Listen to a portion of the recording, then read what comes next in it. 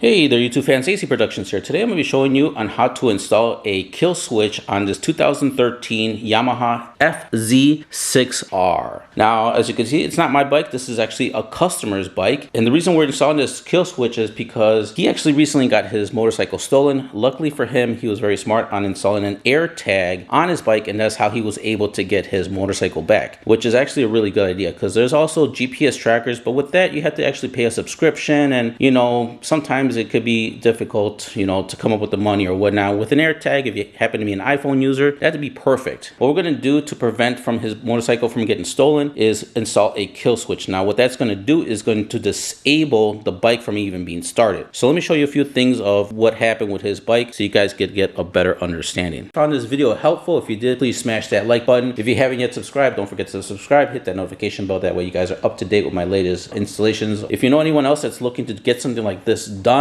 please share my video. That helps me out a lot. All right, so now let's get back to the video. All right, so over here at the front of the bike, as you can see, I already started doing the repair as he brought the bike to me. So what they did is to disable the ignition is that they cut all the wires and then they installed this toggle switch to be able to turn on the bike without having the key. I'm not going to show you on how to do that because that's not what my video is about. So that's what they did, and therefore this is a whole wire mess that they left behind. So what I'm going to be doing is I'm going to be showing you in this video is how to install a kill switch. So no matter if they did try to do this again without this switch that I'm going to show you guys, there'll be no way that they'll be able to start this bike, or any bike for that matter. All right, so first things first, what you're going to need to do is you're going to have to remove your driver's seat, and once you do that, what you need to do is you're going to look for your starter relay switch, and that's going to be this right here. Normally you could find it really easily by tracing where your positive cable goes to, and as soon as you find it, it's going to be that little box. So here it is. Next, what we're going to do is we're going to look for the blue and white cable, which is located right there. So I'm going to go ahead and cut the sleeve a little bit so you could get a little bit more access to this cable. Then I'll show you what to do next. All right, so just excuse that I already have exposed wire here. That's pretty much what I just did right now. So I was doing some testing to really get everything accurate before shooting this video for you guys. But anyhow, so we already got the sleeve already,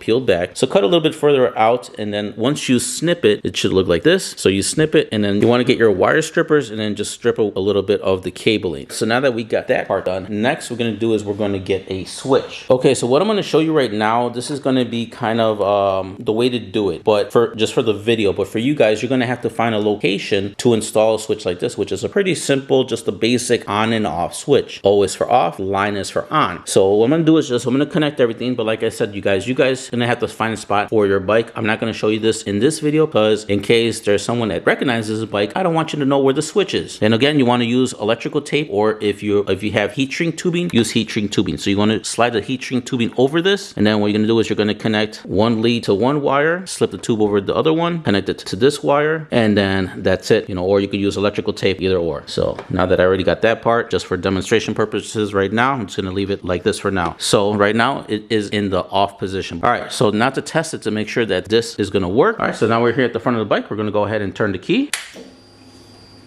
You hear it? That's the fuel pump priming. If you didn't have the fuel, if you had your switch up, you want to make sure you hit it down so you can get fuel pump, and then you're going to push the button for the start. So let's go ahead and do that. As you can see, nothing's happening because that is actually the starter relay, and we just killed the starter relay, so therefore it's not going to work. So if something like this were to happen, they cut all the wires, they're trying to put the ignition, whatever cables together to get the bike started, they're not going to be able to do anything. Okay, so now here's the switch. Now we're going to go ahead and hit the on switch. Push this button up. Now let's go over to the front of the bike. Okay, we're going to go ahead and turn the key. Make sure that the fuel pump, you hear that. Now we're going to go ahead and push the button.